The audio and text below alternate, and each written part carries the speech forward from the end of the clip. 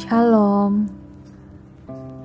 Bersyukur kepada Tuhan karena penyertaan dan pertolongan Tuhan sehingga kita masih diberikan kesehatan, masih diberkati dan masih dipelihara sampai saat ini.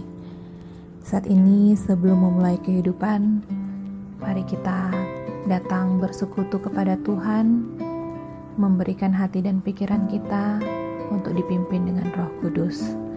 Kita akan mulai dengan doa. Mari kita berdoa. Kami mengucap syukur kepadamu ya Tuhan, untuk segala berkat penyertaan-Mu dan pertolongan-Mu sampai saat ini.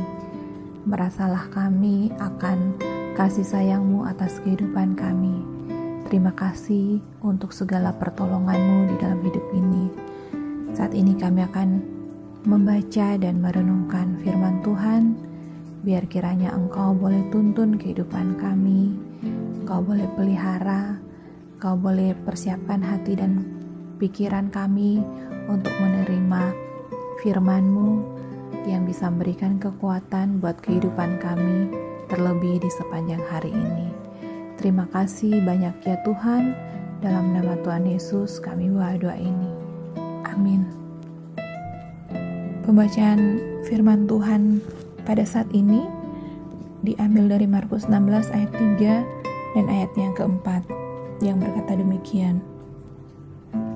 Mereka berkata seorang kepada yang lain, "Siapa yang akan menggulingkan batu itu bagi kita dari pintu kubur?" Tetapi ketika mereka melihat dari dekat, tampaklah batu yang memang sangat besar itu sudah terguling. Tema renungan saat ini adalah tidak ada yang mustahil bersama Allah. Keluarga Kristen yang dikasihi dan berkati Tuhan Yesus, Alkitab mencatat bahwa pekuburan di zaman Yesus pada umumnya bukit batu yang dipahat menjadi ruangan kubur atau dalam gua. Letak pemakaman ada yang dekat dan jauh dari pemukiman penduduk. Tuhan Yesus Kristus dimakamkan tidak jauh dari tempat Ia disalibkan pada suatu taman, yaitu kubur baru yang belum pernah dimakamkan seseorang. Injil Matius mencatat bahwa kubur itu milik Yusuf Arimatea. Yusuf dikenal sebagai orang kaya dan berasal dari Arimatea, seorang anggota majelis besar yang terkemuka yang menanti-nantikan kerajaan Allah.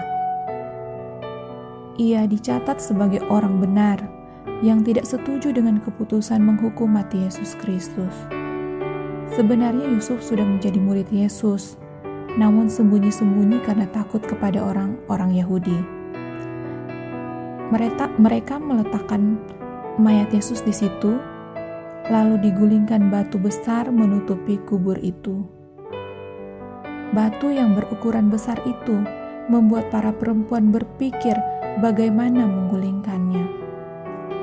Namun ketika mereka sampai di kubur, ternyata batu yang besar telah digulingkan. Keluarga Kristen yang dikasihi dan diberkati Tuhan Yesus, mari kita mencermati kisah ini. Sambil berjalan menuju kuburan Yesus Kristus, berkecamuk dalam pikiran mereka bagaimana cara mengatasi menggulingkan batu besar itu. Artinya mereka tidak berdiam diri, namun perempuan itu terkejut ketika sampai di kubur itu karena ternyata batu itu sudah terguling. Kita membayangkan kalau hanya khawatir, tidak berbuat sesuatu yang baik, apakah kita akan melihat mujizat Tuhan Allah? Perempuan-perempuan itu akan menjadi saksi pertama tentang kebangkitan Yesus Kristus dan bertemu dengan malaikat Tuhan. Keluarga Kristen yang dikasihi dan diberkati Tuhan Yesus, ada banyak hal yang secara logika kita tidak dapat lakukan.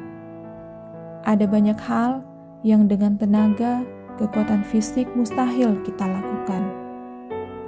Akan tetapi, apa yang tidak dapat dilakukan oleh manusia tidak mustahil jika dilakukan bersama Tuhan Allah.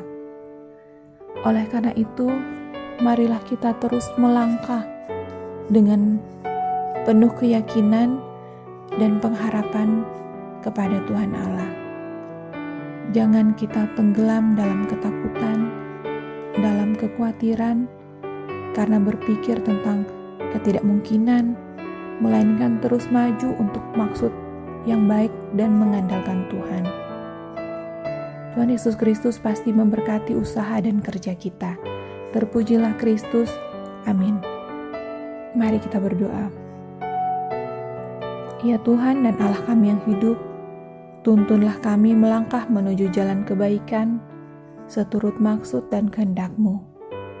Ketika kami berjuang dan berusaha, berkatilah agar kami menjadi berkat. Amin.